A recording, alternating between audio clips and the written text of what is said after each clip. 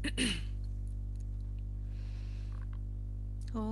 सहना भवतु सहनौ भुनक्तु सह वीर्यङ्करवावहै तेजस्विनावधीतमस्तु मा विद्विषावहै ॐ शान्ति शान्ति शान्तिः.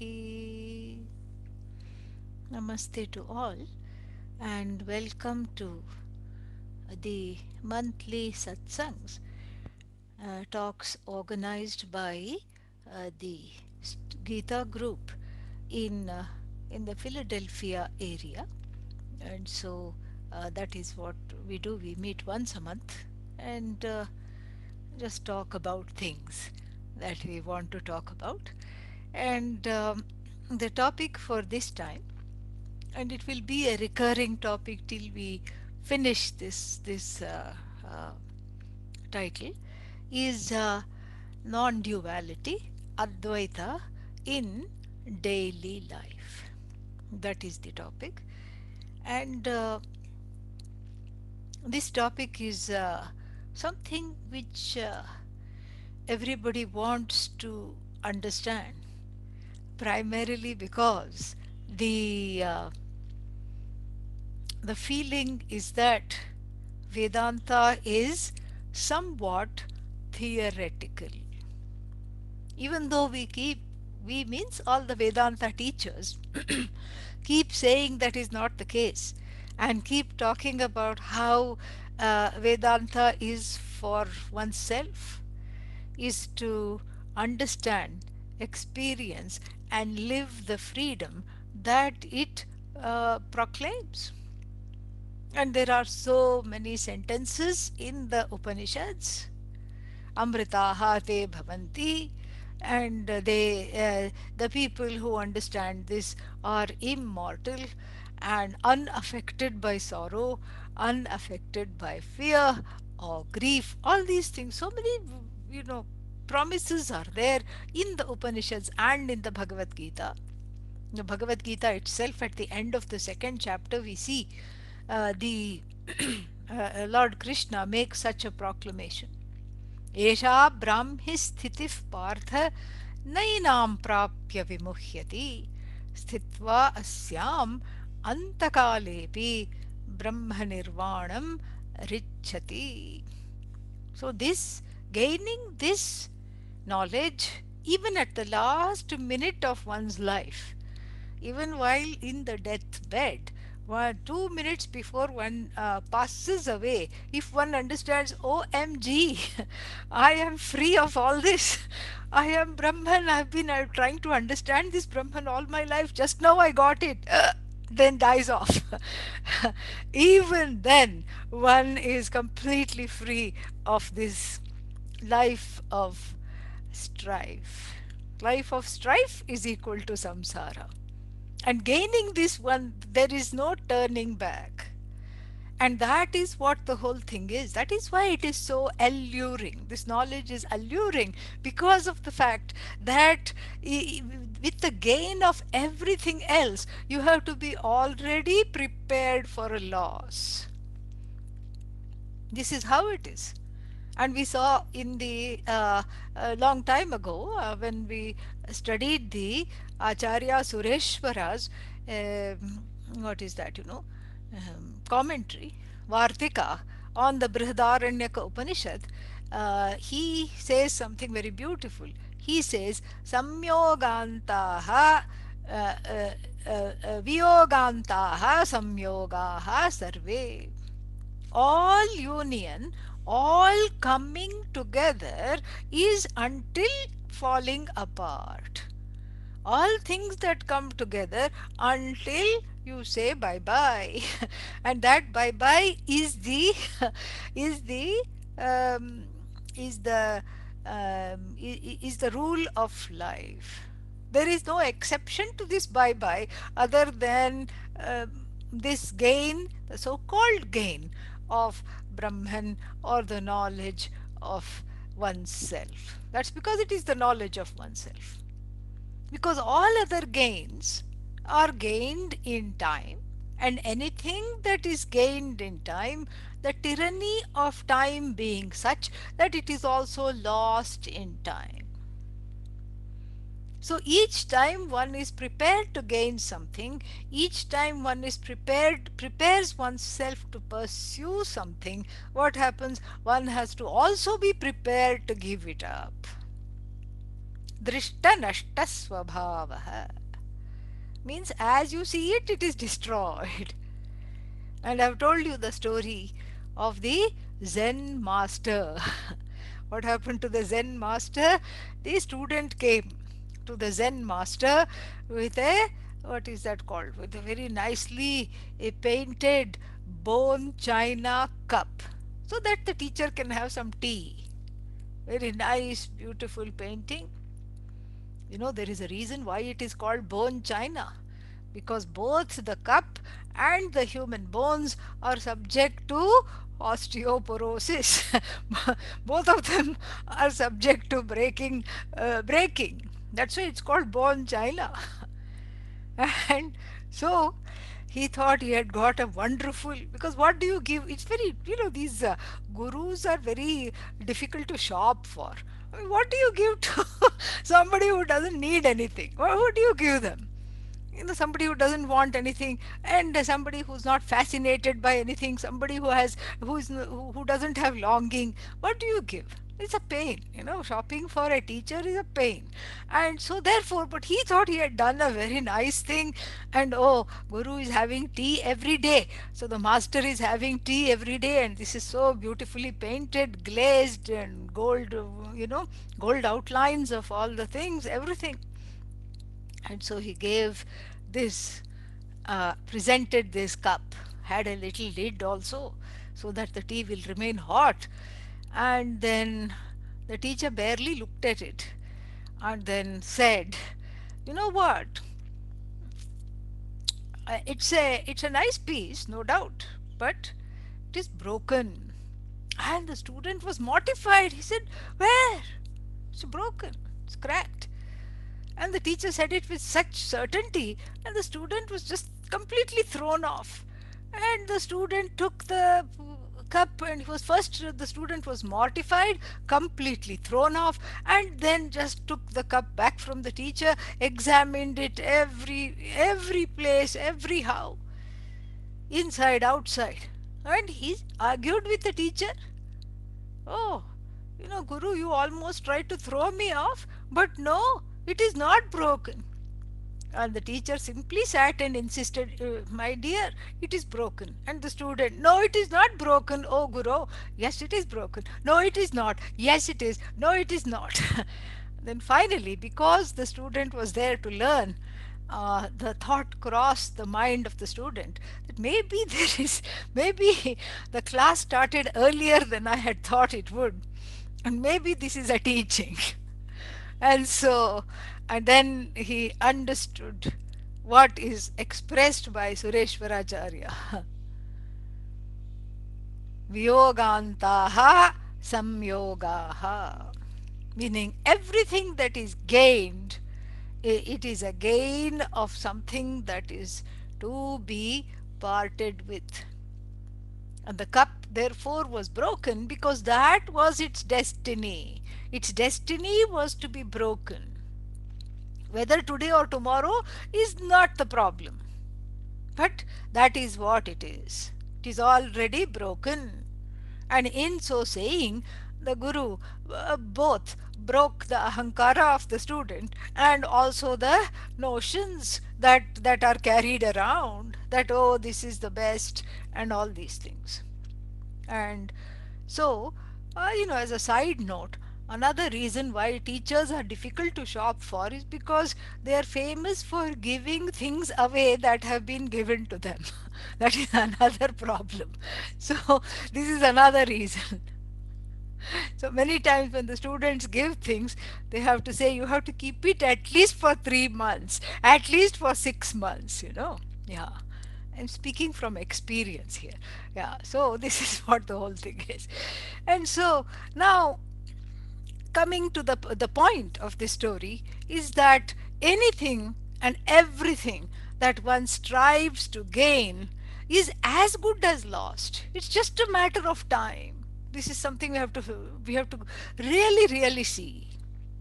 But that doesn't stop people. So this is point number one, that everything that is gained is as good as lost. Sooner or later it is going to be lost, because that is the point of that is the tyranny of time.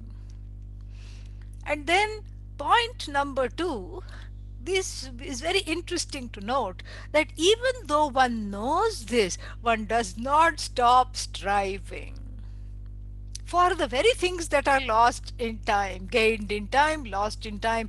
Yet one keeps on striving for those very things. Then what happens as a result? It's a big headache. It's a big headache. It's a big headache, and that, and it inevitably leads to sorrow. Inevitably, how can it not? Because the setup is such that one is constantly going for the finite and going for things, and point this is point number 3, going for things that are different than oneself, going for things that have nothing to do with the I. In other words, the pursuit of anatma, not I. Anatma, not I. Atma, I. So the whole life is characterized by the primary pursuit, which is not I.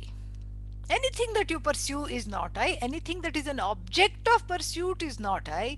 Why? Because the pursuit of the Atma is not really a pursuit. We have seen this in other contexts.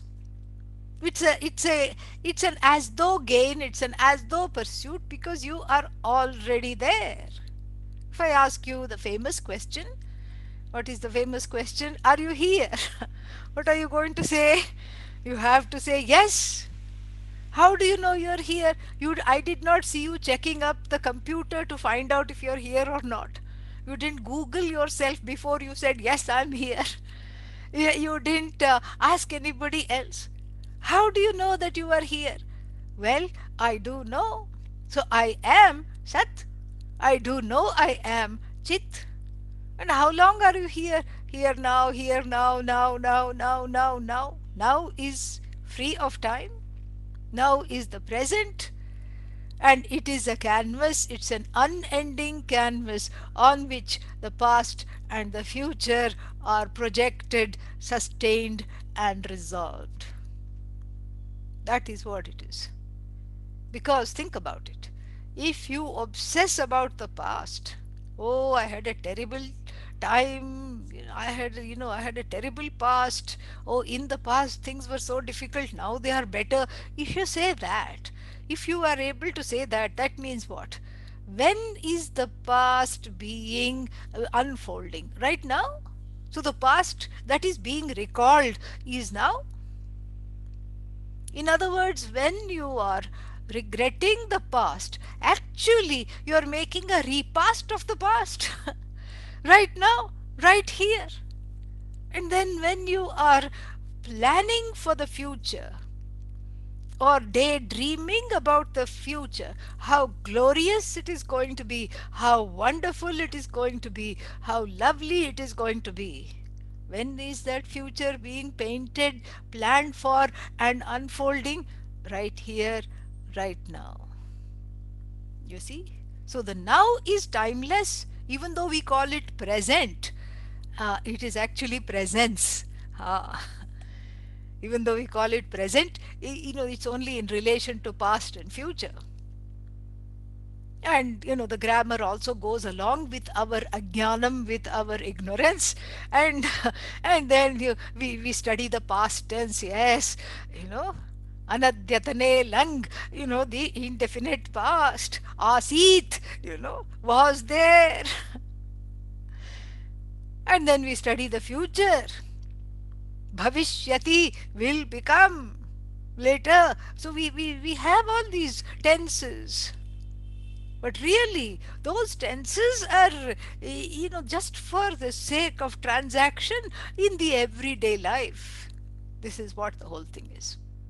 There is certain kind of a transaction, and so for the sake of transaction, you have to have certain phrases.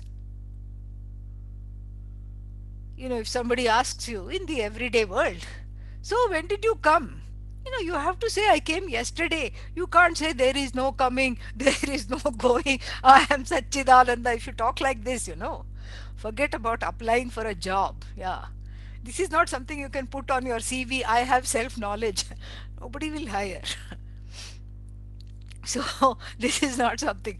So for that sake, for the sake of transactions in the empirical world, we have these divisions: past, future, present. But really speaking, the all that is there is the present. But this is very easy to forget. It is very easy to forget that I am the now. I am the now that is timeless. And when I think of the past, I am just recalling a slice of time. And the one who has sliced up the time is the one who is free of time. Otherwise, how can you slice up time? If you are under the spell of time, how can you slay time like this: past, present, future? How can you divide it up? So that awareness, which is aware of the past, which is aware of the future, is free of the strangulating hold of the of either the past or the future. So therefore, this discussion is very important, because otherwise one gets confused about these, what we call, orders of reality.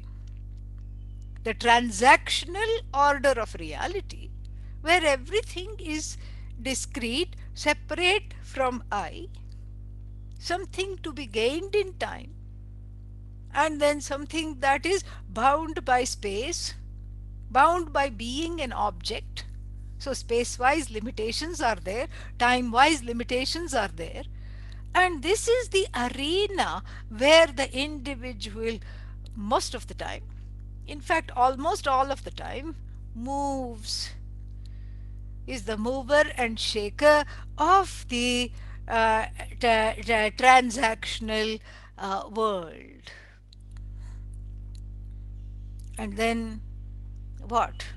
There is some kind of a stagnation that happens. One thinks one is going to play Atmaratihi, Atmakridaha. So I am going to play in the past. I'm going to play in the future. I'm going to play in the realm of the everyday world. Because the everyday world is fascinating. So many things to see, so many new cuisines to taste, and the taste buds are alive, and suddenly you wake up wanting pakodas, and because it's a rainy day and that's what one was used to having, and suddenly you want something, and then all the time this is what it is. So then, and suddenly you want something is not a big deal, suddenly it is available also, fantastic. No, you wanting something is not a big deal, but it is available right here, right now. I can have it. And we have made the world, custom made. A world that is tuned to our needs. A world where all scientific progress is attuned to giving us instant gratification. This adds to the problem. This adds to the problem that was pointed out in point number 3, is that the not only do things that one pursues are time bound, but those pursuits themselves one cannot as those stop. One is completely tied to those pursuits, completely tied. One is enslaved by the pursuits. And pursuits means, don't think objects. They also have to do with ideologies and notions. Those are also pursuits. So you not one not only collects objects, but one collects various ideologies and comes under the spell of them. And here we can safely say Vedanta is not an ideology, it is a revelation of the truth of who you are. This is what the whole thing is. And therefore, the the levels somehow become artificially divorced from one another. And what is this? The orders of reality, the order of reality to unto which I wake up, a vision of constant division between myself and the other, between myself and the objects, myself the subject and other objects, between myself and the Jagat, the world, between myself and the Lord, between myself and the goddess. That is what the whole thing is. There is a natural division, and I am supposed to negotiate this division somehow and live in it with grace. This is what is the subject, one of the subject matters of the Bhagavad Gita, called Karma Yoga.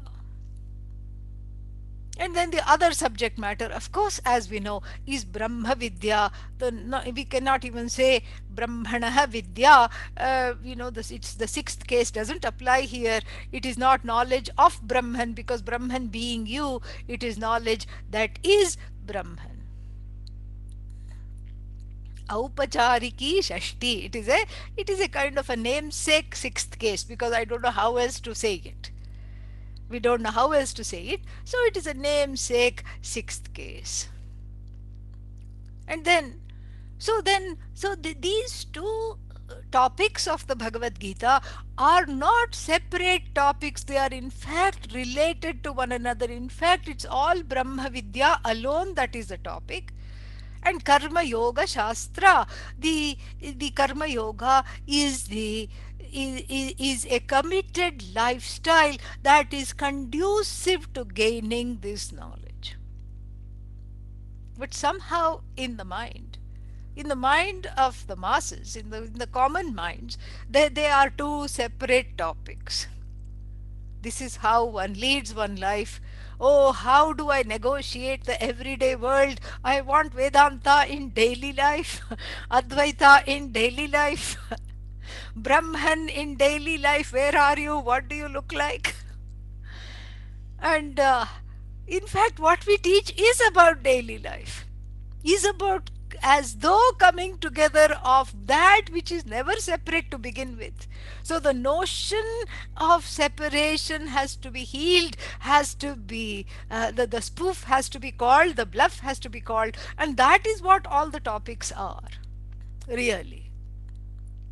But still, in the mind of the sadhaka means a spiritual aspirant. In the mind of the sadhaka, there is always a kind of a divide. Brahman is somewhere up there, who knows where, in some other loka, maybe Brahmaloka, and then I'm over here. I'm over here striving to become Brahman. This is a pervasive delusion, and somehow have to become Brahman, which is what leads to famous satsang questions, such as, I know I am Brahman, you've taught me, but then how do I experience it?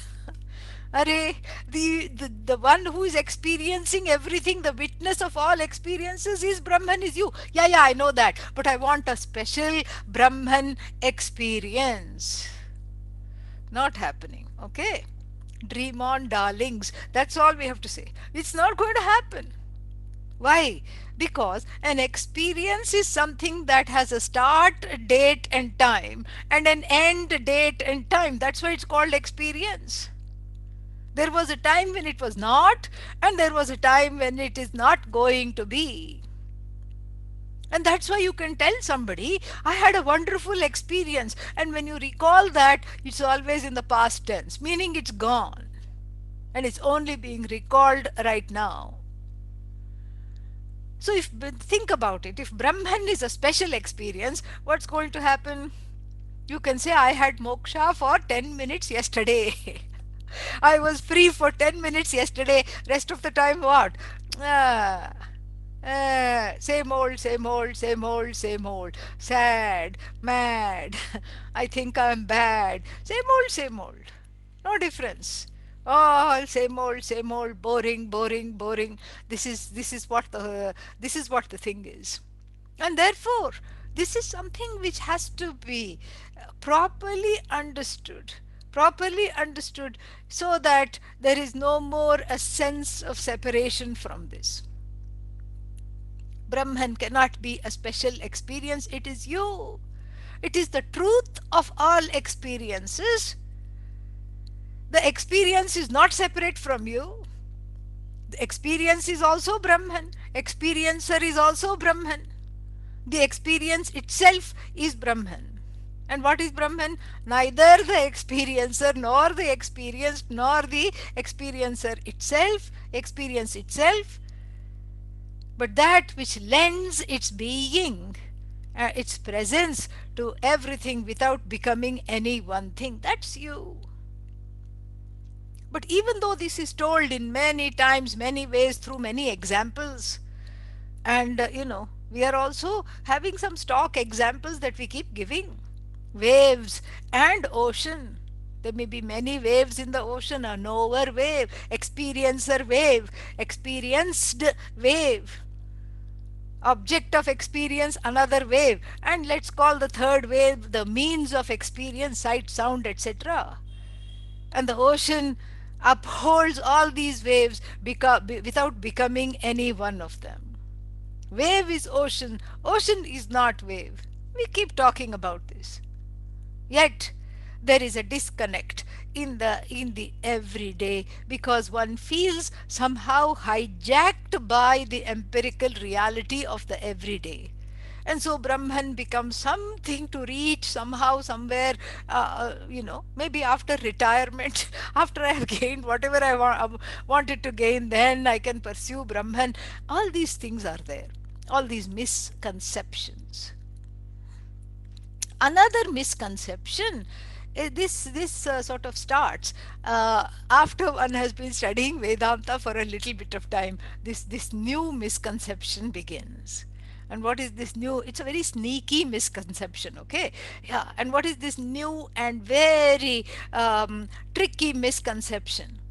It is that, this all these statements in the Bhagavad Gita and all these statements in the Upanishads, that one is free of sorrow, and then there is no once you gain this knowledge, there is no more desire for all kinds of things, etc. So the misconception and the excuse that one gives to oneself is that that is for a few people who get moksha, not for me.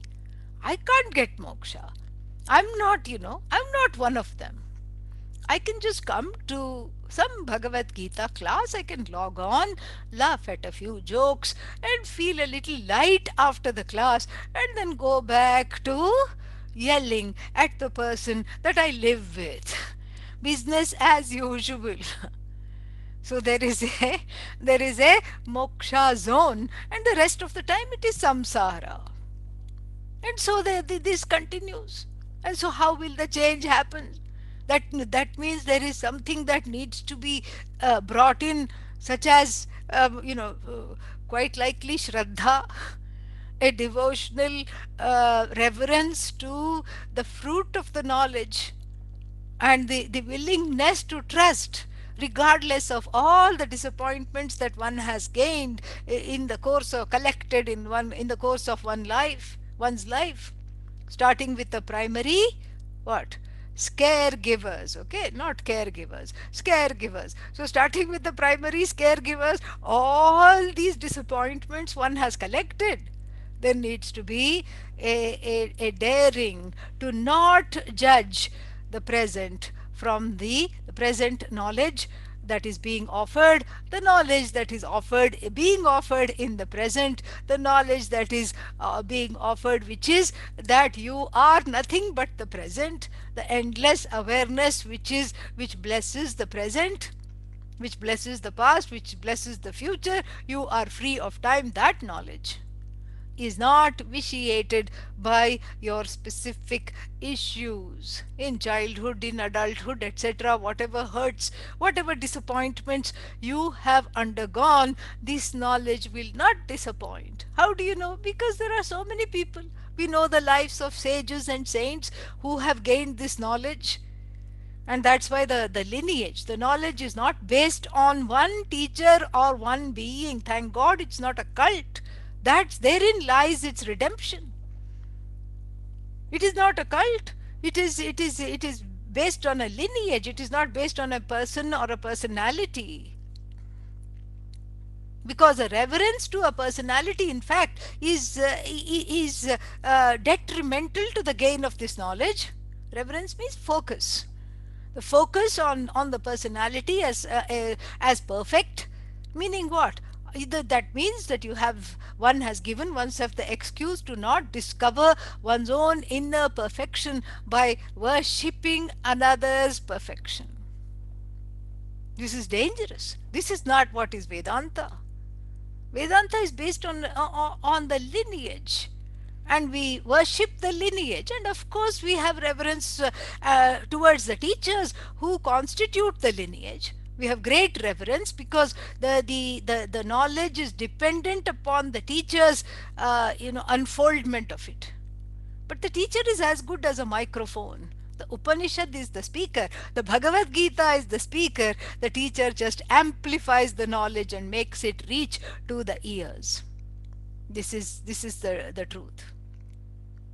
Yet the orders of reality, somehow, this misconception that I'm far away from this knowledge and this knowledge cannot be with me. This is only for a select few. And I said this is a sneaky, tricky one that comes little later. After one has studied the Bhagavad Gita for some time, and then one quotes back the Bhagavad Gita also. Manushyanam sahasreshu kaschid yatati siddhaye yatatam api siddhanam kaschin mam vetti tattvataha. And now this is the student quoting to the teacher. Well, oh Guru, even the Bhagavad Gita says that out of thousands of human beings wanting this knowledge, one, one strives in the right way. One makes the right effort, and out of thousands of people making the right effort, only one gains me as the truth of themselves. Even the Bhagavad Gita, the statistics in the Bhagavad Gita are not conducive for one such as me to gain this knowledge.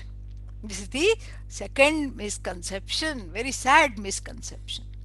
And I have already given the antidote. Dare to trust. Dare to cultivate trust. What is your loss? What do you have to lose? Already one is in samsara. So you can't say I'll fall into samsara. So that is not an excuse. No, but I'll be disappointed. As though you're not disappointed now. Aren't you disappointed now? Yes. Okay. So then, no, I'll be more disappointed. Well, you have got yourself out of other disappointments. This too shall pass. And so this is not an excuse. If not by Vedanta, you'll be disappointed by something else. So therefore, dare to trust. This is the antidote. Cultivate the Shraddha. Cultivate Shraddha so that you get to the place of taking care of this trickster, this trickster thought in the form of in the form of the notion that everyone else can get moksha except yours truly. Everyone else can get it, somebody else can get it. Oh, that one doesn't have the responsibilities I have. This one is retired and so can pursue knowledge full time, and that one is grew up in the tradition, and that one can chant very well. This one knows Sanskrit, I don't. So these are all the manifestations of of this particular excuse, which for which the antidote is the cultivation of Shraddha. Shraddha here means reverence towards the revelation of to be, what is to be gained. And what is to be gained is not separate from you except by ignorance, and so the knowledge simply removes ignorance. That's all it is. Along with that, a whole host of notions, including the notion I cannot gain this knowledge. This is this is something that that Shraddha, the cultivation of that Shraddha makes all the difference to dismissing this notion and overcoming this notion. And along with that, one more, kind of a tricky thing. And this another trickster notion that keeps one away from the teaching, percolating to in one's daily life, is this very interesting one. There is this feeling that that is Paramarthika Satta, the absolute reality which is without division. But after all, I have a human body. So if I have a human body means what? I have human emotions. Okay, go further. Come on, go on, go further. Come on again, tell me more things. Well, if I have human body and human emotions, then I have human needs and wants. So tricky. Think of how all the strong prejudices and preferences which one is supposed to manage are being ratified, and shooed in, and they are being allowed to just propagate in the mind, in the heart, in the antakarana, like rabbits. Oh, forget rabbits, like amoeba. You see those pictures in what is that, fifth standard science class. There's one blob. It's very easy to draw the amoeba. It can be any shape with a few dots inside it. This is one amoeba. And then another one. Suddenly it becomes two, then four, then after four, no, five, six, immediately eight. It just multiplies like that. And so this is what one is doing to the amoeba of the raga dvesha, in the form of all the raga and dvesha, strong unmanageable desires.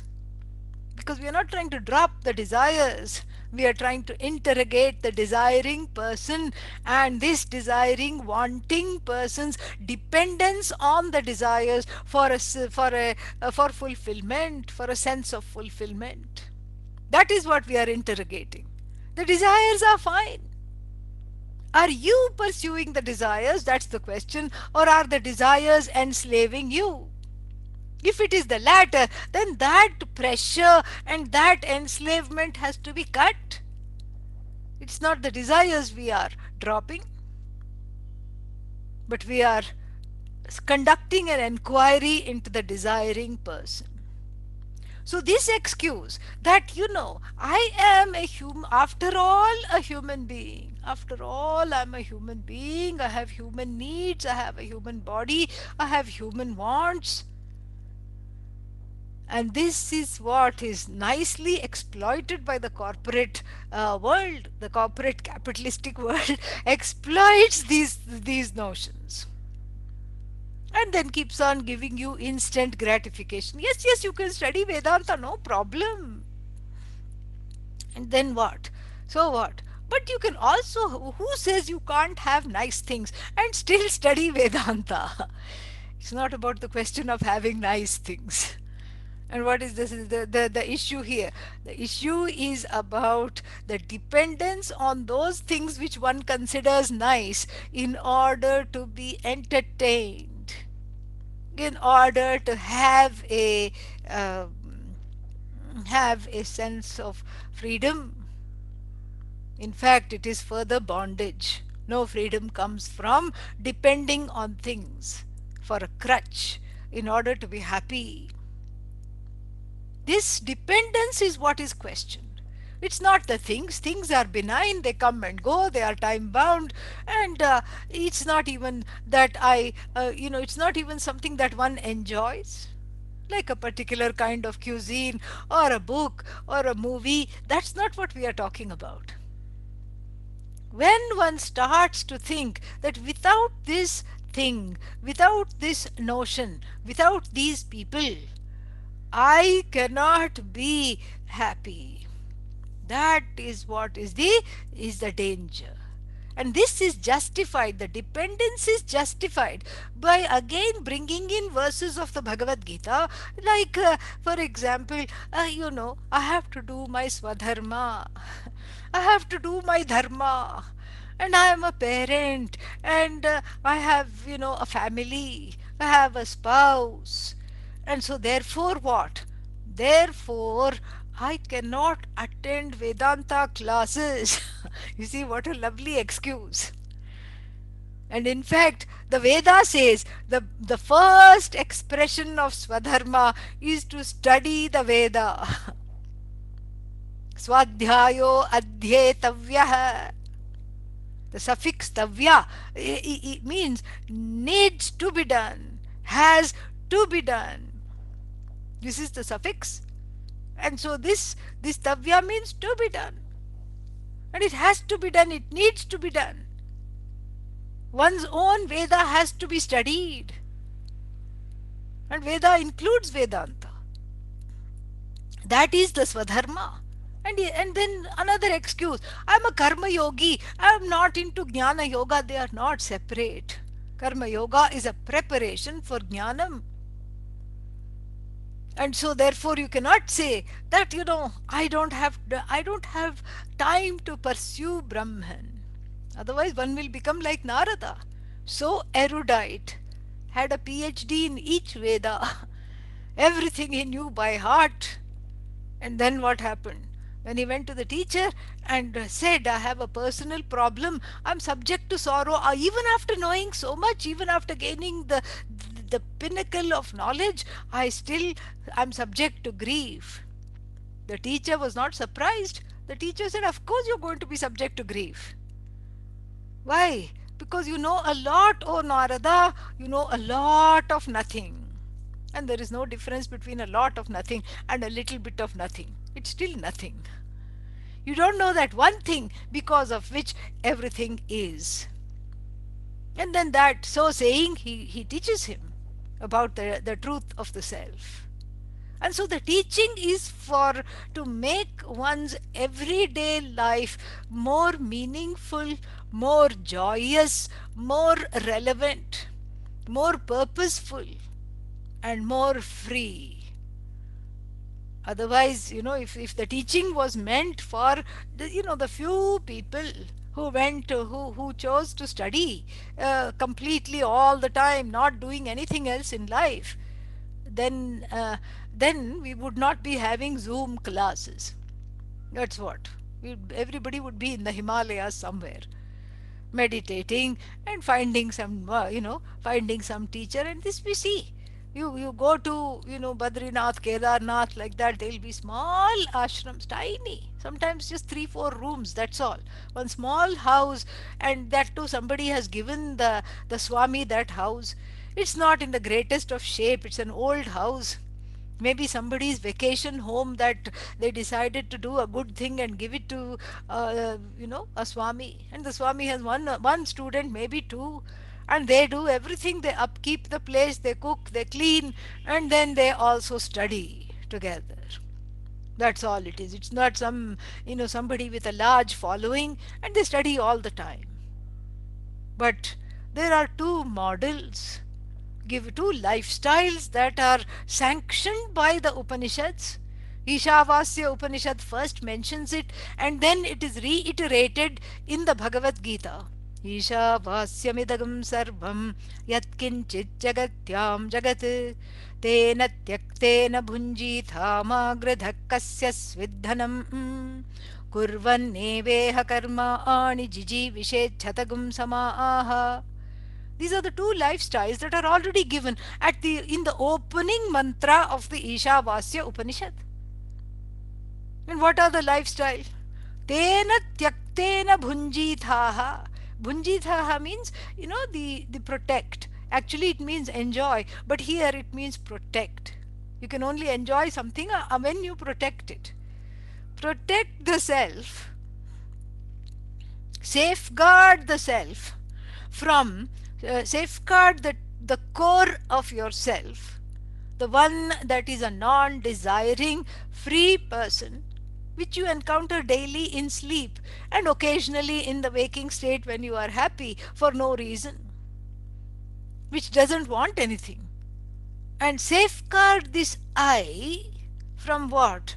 From the all the anatma that is surrounding this I, by not falling into the trap of thinking that I need all these things, people, situation, etc., in order to prop me up, in order to keep me in good humor. I'm dependent on the world and all the things that it has to offer. Safeguard the I, meaning extricate it from the lures and the temptations of the world, in order to just apply yourself completely to this knowledge. Oh, but I can't. The world is too exciting, too interesting.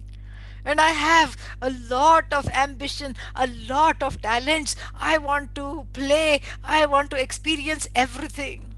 Okay, no problem. So that means I can't study about this knowledge. No, you can. And the second lifestyle, kurvan eva iha karmani.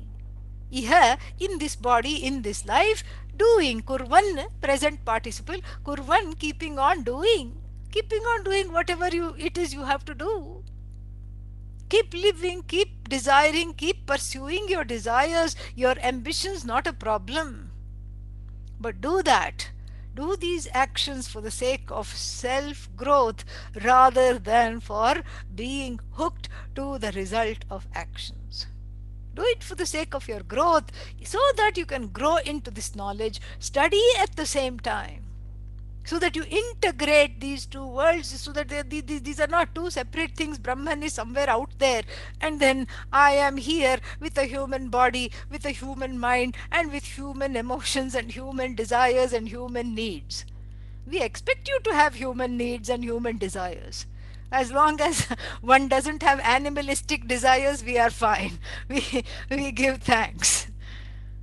Nothing wrong. So, and the same thing is reiterated in the Bhagavad Gita as well, where in the opening verses of the third chapter, the two committed lifestyle are given. And Lord Krishna says, Pura Prokta Maya, by me. This was told a long time ago. Where? In the Ishavasya Upanishad, it was already mentioned. लोकेऽस्मिन् विविधा निष्ठा पुरा प्रोक्ता मया नघ. This was already told by me in the Upanishads, because I am that same Lord that revealed the Upanishads that is now teaching you the Bhagavad Gita, what is going to be later called the Bhagavad Gita. And then what are that? Dvividha Nishtha, a twofold committed lifestyle. Nishtha means Nitaram Sthitihi Nishtha. A committed twofold lifestyle was expounded by me in the Upanishads, and I'm going to reiterate it here, O Arjuna. What is that? Jnana Yogena Sankhyanam. So, for those who are prepared to drop the world of, what is that? The world of dependency, people, situation, things, in order to be happy, who dare to just be one with the sky and just say, this is just me standing open in the sky. That is some kind of a sannyasi like disposition. For them, the yoga, the lifestyle is jnanam, the pursuit of knowledge. They just teach and they study, that's all. They study and teach, and they are just devoted to that. A kind of a monastic lifestyle where they practice this lifestyle, and then they just focus on the knowledge. They drop other duties and other pursuits. And if one cannot do that, no problem. Still, one has a another recommended lifestyle, which is called karma yoga for the yogis, for the people who are in the world and who want to grow. They want to grow, and they want to have, some emotional. They want to be emotionally mature. They want to have spiritual growth. They are also sadhakas. There is no judgment here that, oh, this person has gone to the Himalayas, so this is an A plus student. Nothing like that. Even in the Himalayas, that person, that student who has gone to Himalayas has to clear the mind and the heart of Ragadvesha. Same thing. They're just doing it in a different way. That's all it is. But for the person who says, I want to, I need the world to grow, this is actually true. Sometimes the world gives opportunities for growth that is not there sitting somewhere by yourself and going mad. And that's why in the Hindu tradition, everything is for the sake, the whole setup is for the sake of personal growth. The whole setup is for the sake of personal growth. Everything is for the sake of personal growth alone. The whole thing from birth to death, all the samskaras are from womb to tomb for the sake of personal growth. And this, for example, marriage. Marriage is not an end, it is what? A means to an end. And if you think of marriage as an end, the end, that's all. The end of the marriage.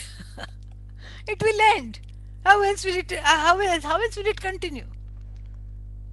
And I have talked about this before. We have a beautiful ritual called Kashi Yatra, where suddenly the groom, gets up. He's getting ready for marriage, and the bride is somewhere else, has not come yet to the marriage, mantap.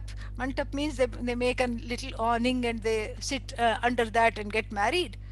So they haven't yet come into has not been brought into the marriage hall. She is praying somewhere, and then the fellow just gets up, this groom, and then walks off and says, "I am going to Kashi." Where is Kashi? In the north, somewhere in the Himalayas.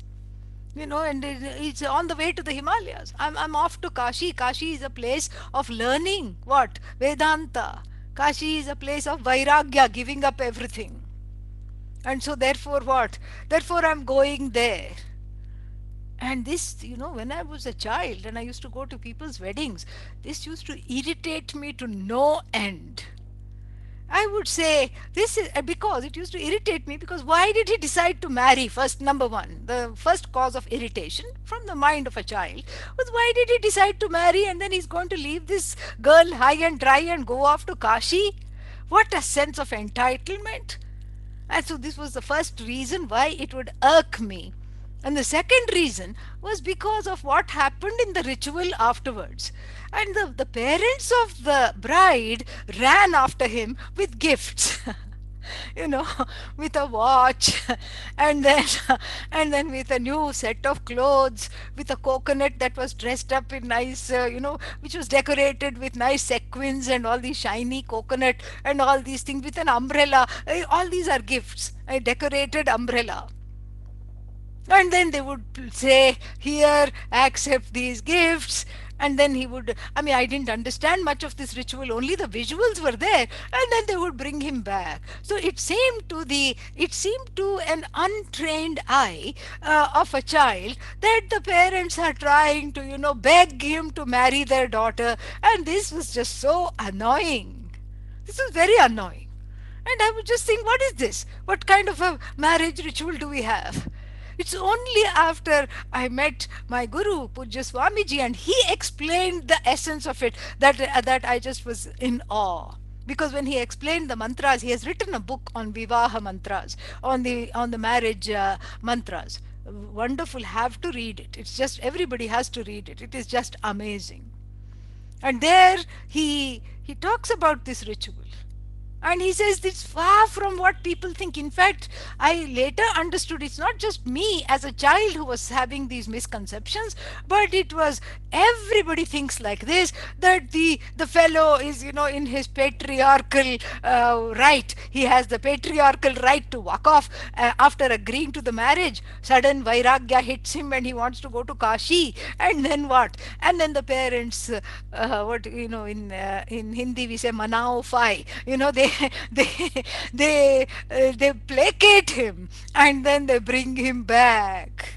What rubbish. Everybody thinks like this, but this is not what is happening. If you look closely at the mantras, they are not saying to this fellow, don't go to Kashi. In fact, they are not giving him gifts in order to bring him back.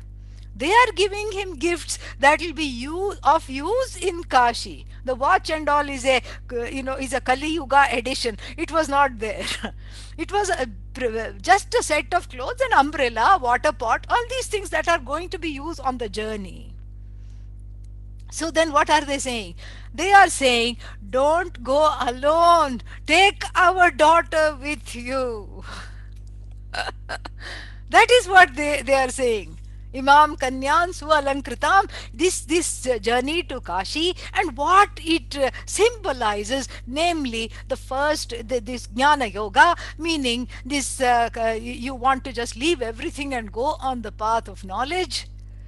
It is very lonely, it is very difficult, it is not easy to achieve because you are on your own. And without self growth, there is no Vedanta, and that self growth you have to manufacture and cultivate by yourself. Very difficult. Take our daughter with you, because in those days the girls could not go forth by themselves. It was dangerous. And so therefore, to go together. Please go to Kashi. That is your destination. But go together, and so that you have companionship of one another, so that you are not alone in this pursuit. This is Kashi Yatra. This is so all the samskaras are for this growth alone, because the world is the Jagat has a very important role in the gain of self knowledge indirectly, because it makes one humble, it makes one manage one's raga dveshas, one's strong prejudice and preferences are managed. And how does one know that? Because one has to manage the raga dveshas. If one is married, for example, or if one is living in a kind of a group situation, there are other egos. You're not the only ego in the world. You have to manage your desires. You have to manage people. You have to be alive to the realities. And the sum total of all this management is one thing and one thing alone. You cannot change the Jagat. You cannot change people in the Jagat. Forget it. Why? Because even when you celebrate your golden wedding anniversary, 50 years of married life, what do you say? I don't understand you at all. You say to the significant other. I don't know why you behave in certain ways. Why can't you be like others? Why do you have to be like, why do you have to be this weirdo? This is what I cannot understand. And so that means what?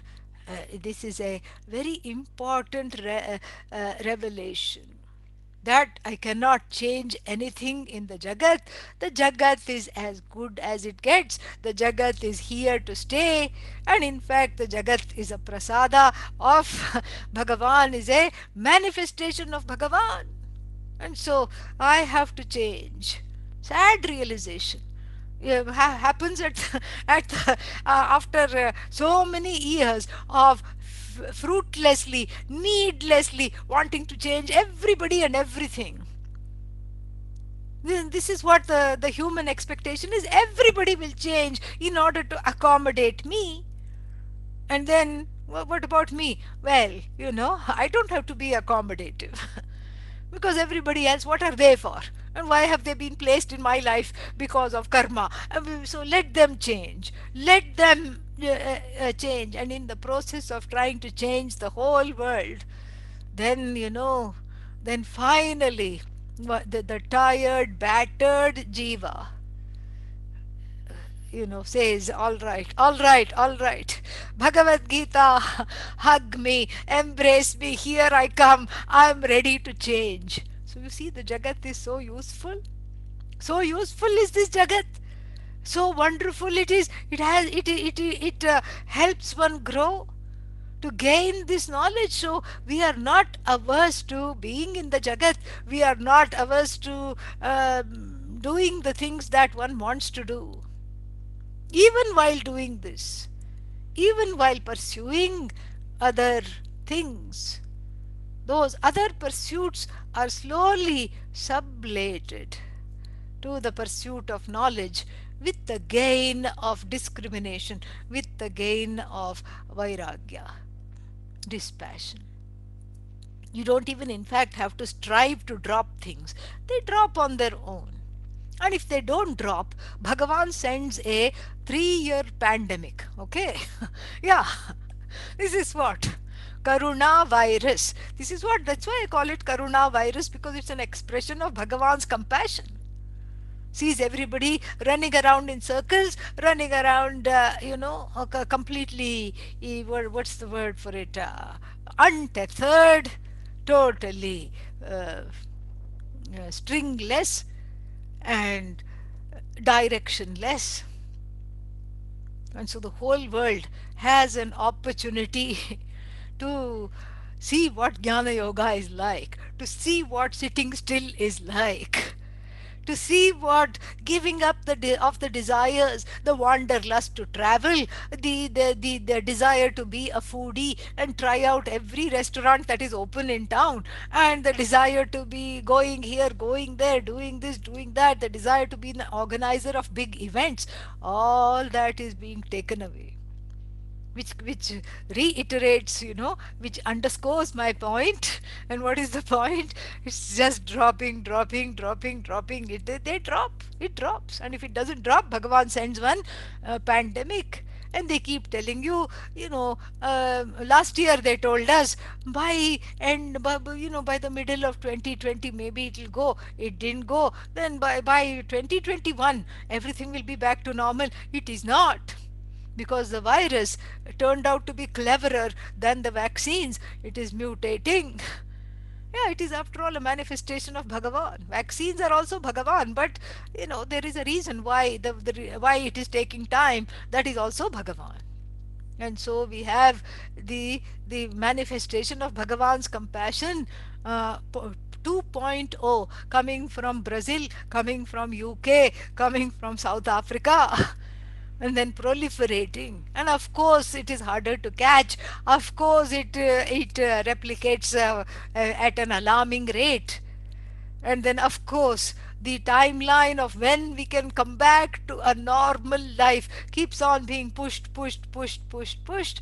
And of course, all the big events are dropping in front of our eyes. This is cancelled, that is cancelled, this is cancelled, and this game is going to be played in an empty field with ghosts as audiences, because we should have something for all the disembodied people, so let them come and occupy the seats. And then here is the game being played. Everything is like that. And then now, all these new words we have learned: social distancing, trusted bubbles, and what else? So many things. And all these words: viral load, trusted bubbles, social distancing, all these things. We are living in this, in this opportunity. For what? Opportunity to learn Vedanta. You don't even have to wait for a Swami to come to town. You don't have to organize a big talk. You just have to turn on the computer, and lo and behold, the teaching is happening. And this is an opportunity for what? To basically bridge those two different worlds, the so-called different worlds. That is Vedanta somewhere out there, and this is my everyday life of strife. This is an opportunity to bridge that.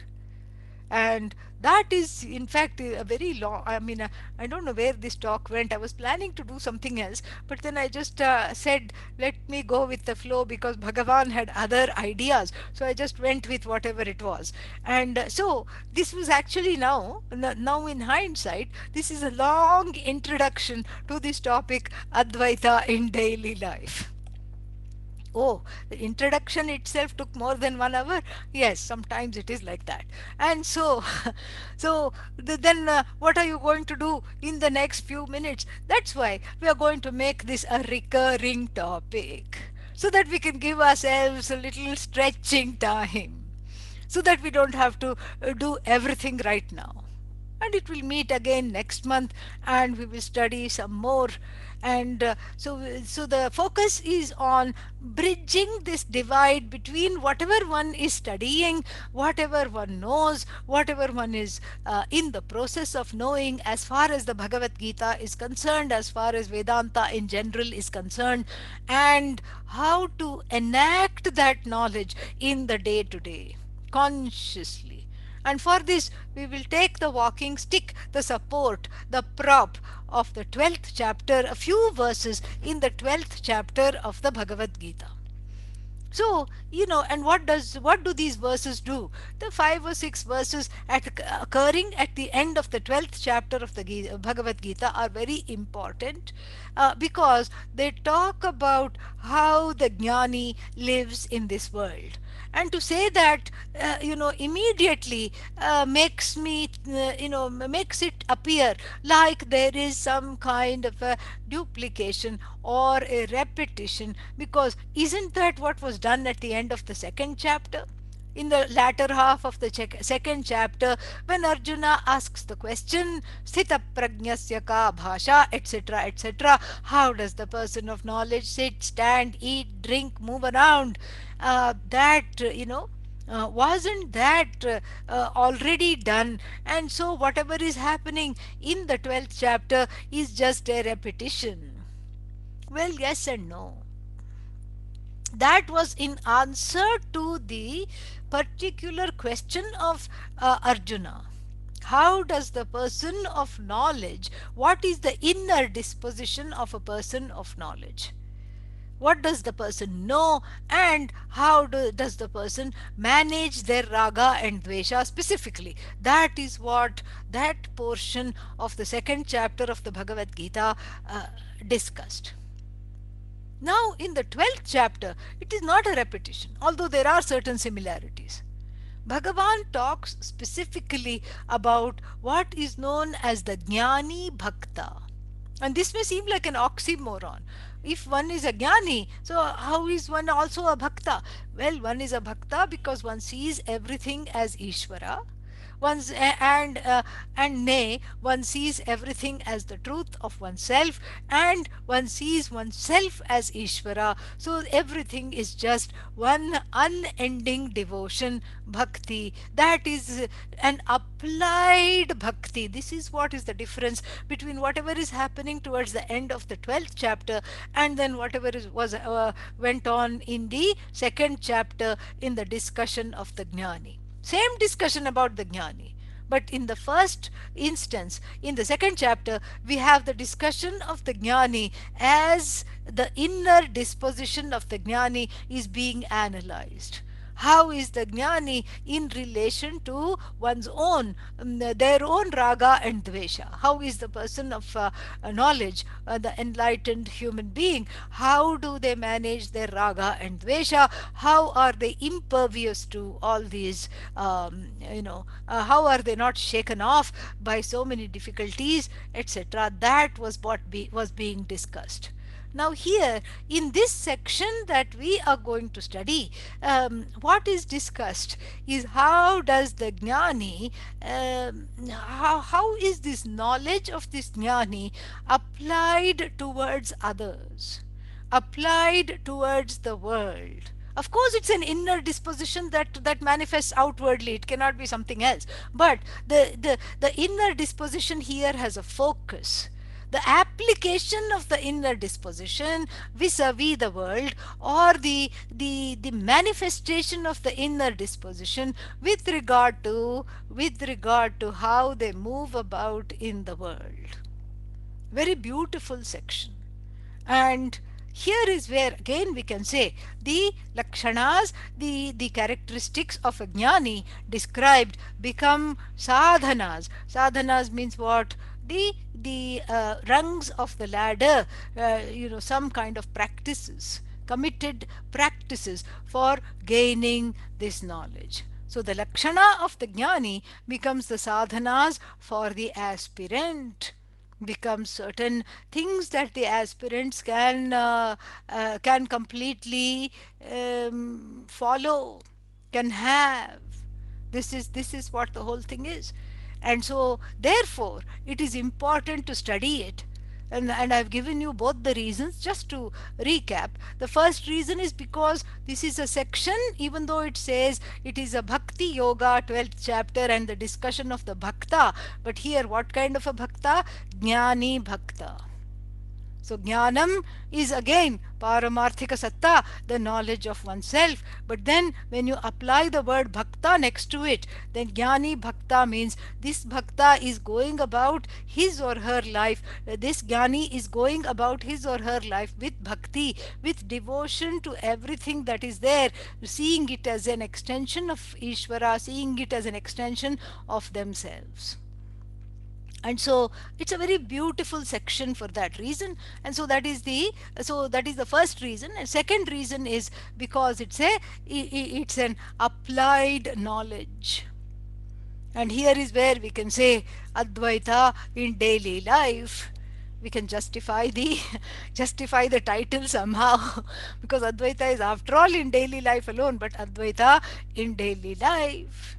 And so what is that section? That section comes towards the end, and we will chant the first. I'll make a, what's its name? I'll make a what's its name? I'll make this thing of the section. So it is starts from verse 13 onwards. And 12th chapter is a small chapter, but so we are going to chant. If you want to know the reference, 12 verses 12 and 13, we will chant of the 12th chapter. Okay, sorry, not 12 and 13, 13 and 14 of the 12th chapter. So if you want to pull it up, you can. Otherwise you can just enjoy the chanting, and then you can have it next time in front of you. अद्वेष्टा सर्वभूतानां मैत्रः करुण एव च निर्ममो निरहङ्कारः समदुःखः सुखः क्षमी सन्तुष्टः सततं योगी यतात्मा दृढनिश्चयः मय्यर्पितमनो बुद्धिः यो मद्भक्तः स मे प्रियः. This is what we'll be studying next time. When is that next time? Janani, can you please tell me? I think it's on the website, but I'd like to announce it. I think it's on the 24th or something, I'm not sure. It's February 24th, Swamini. Yeah. February 24th, same time we will meet to do that. And I have one more announcement of the upcoming what is that called, Presidential Day President's Day weekend retreat. And I'm going to send in the chat pod. I'll give you a little time to locate the chat pod, which should be at the bottom of your Zoom screen. And if you double click on it, it will be available. And so I'm going to send a PDF of the President's Day retreat, so you can have that. And you can, I'm going to send you a flyer so you can have that. Okay. So let me just do that presently.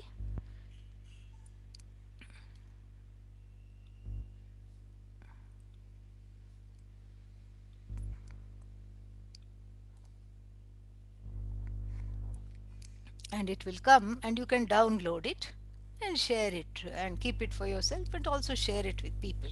So this is something that's going to happen, and so it will be a little weekend immersion into the Kenopanishad. So now we will say the closing prayer and then have some time if people have any questions. ॐ पूर्णमदः पूर्णमिदं पूर्णात् पूर्णमुदच्यते पूर्णस्य पूर्णमादाय पूर्णमेवावशिष्यते ॐ शान्तिः शान्तिः शान्तिः हरिः ॐ श्रीगुरुभ्यो नमः हरिः ॐ. Any questions you can ask, you can unmute yourself and ask. Otherwise you can write in the chat pod.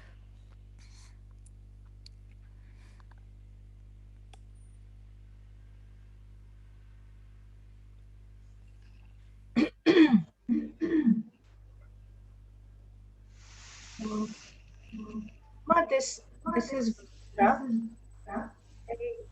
Um, we're describing about uh, this Jnani Bhakta. Is that the same as the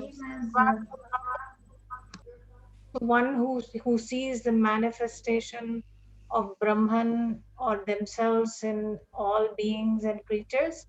Is that word, does it apply here? You know, there was an echo, so I could not hear you very well. Do you mind repeating that question? Uh, I was asking if the term Sarvatma Bhava Sarvatma apply, Bhava, yeah. is applies to this Jnani Bhakta because he can only see himself in all beings and all creatures around him and as a manifestation of that. Yes, yes.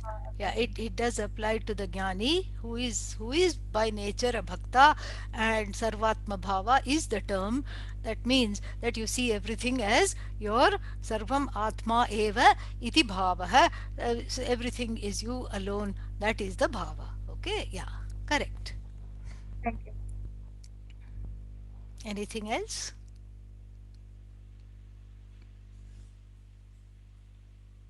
All right.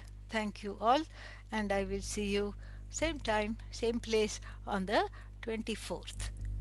ॐ पूर्णमदः पूर्णमिदं पूर्णात् पूर्णमुदच्यते पूर्णस्य पूर्णमादाय पूर्णमेवावशिष्यते ॐ शान्तिः शान्तिः शान्तिः हरिः ॐ श्रीगुरुभ्यो नमः हरिः ॐ. Be well, take care, and have a good time until next time we meet. Thank you. Thank you, Thank you, Swamiji. Om Swamiji. Thank you, Om, Swami. nice to see Thank all of you. Take Thank care. you. Thank Bye. you. Om you, Namah Swamiji. Shivaya. Thank you, thank you, thank you. Hari Om. Harihi Om. Be well.